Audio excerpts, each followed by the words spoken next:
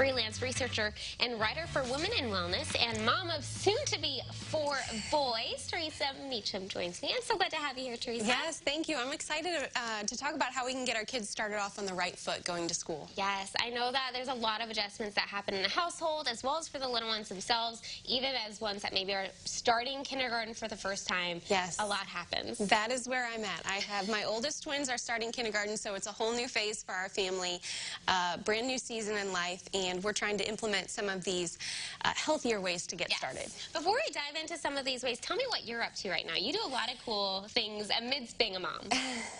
I'm very thankful. I have been able to write for a while. As you said, I've been a freelance writer and researcher for 2 women who have private wellness practices.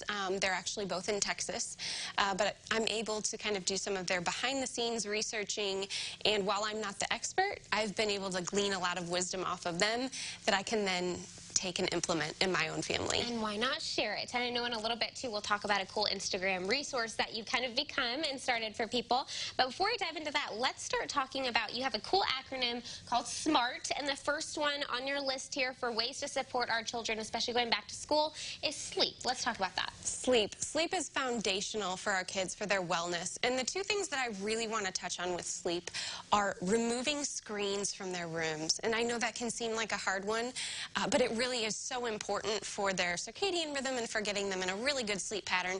And then it helps to have a consistent bedtime and a consistent wake-up time as much as possible. That's what's going to give our kids the best chance at getting good sleep. Yes, and hopefully that kind of routine sticks with you as you grow up, because I feel like when life gets busy, the first thing to go is sleep, and that's like the #1 thing we need. Absolutely. I mean, the temptation is to burn the candle at both ends, but we all know that that never is sustainable. Yes, it's true. Okay, next on your list, and of course you brought some beautiful props in, we have meals. Let's talk meals. Meals. That is also just a foundational part of wellness for our kids, and we know that kids love the carbs, right? I mean, they're all about the breads, the cakes, cookies, crackers, all of that. What I want to focus on in meals, and we're talking the breakfast that they get started with in their day, the lunches and the snacks that they pack especially. We're looking at clean proteins, healthy fats, and then all the veggies that they'll eat, and that's just going to give them the most stable blood sugar to sustain their energy, but also their mood, their behavior, their focus throughout a school day. So as you start implementing maybe those healthier foods that kids maybe tend to stray away from, the earlier you introduce them, probably the better off that they're willing to at least try them. Definitely. I think as early as you can start introducing a bunch of different things to a child's palate, you're going to have a better shot at getting them to eat most things, but it's never too late.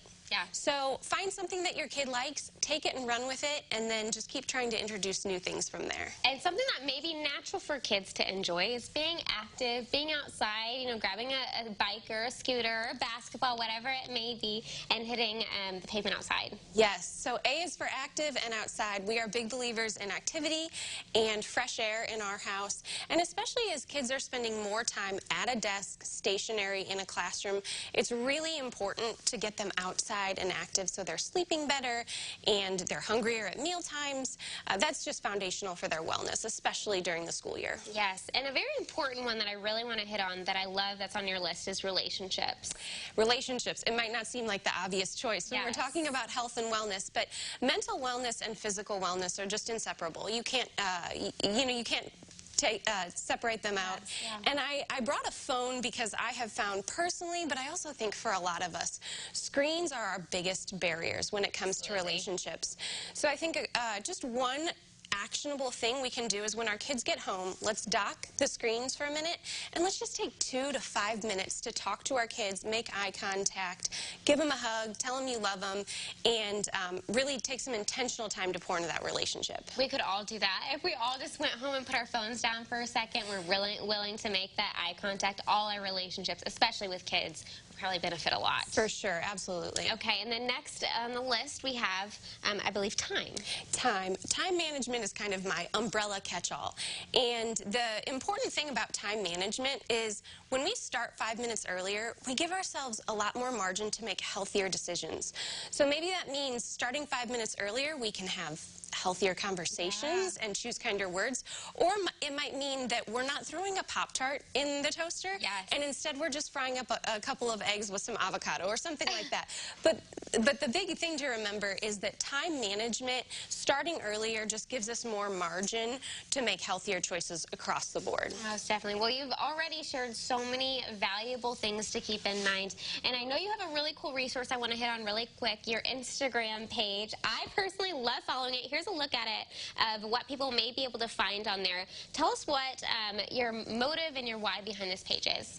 My motive is, I think wellness is something that we all struggle with in different ways, and I just want to share a little bit of that practical wisdom that we can do to easily implement wellness into our everyday routines with not just ourselves, but also our families, especially our little ones. Absolutely. Well, I very much look up to you, and I love the page and the wisdom that you share on that page. Thank you. You are a wealth of knowledge, and you clearly have so much to share, and we've just gotten a tiny snippet of it today. So thank you so much for joining us. And if you would like to learn more about maybe some of these great tips, her Instagram, Well With Family, Theresa is right there.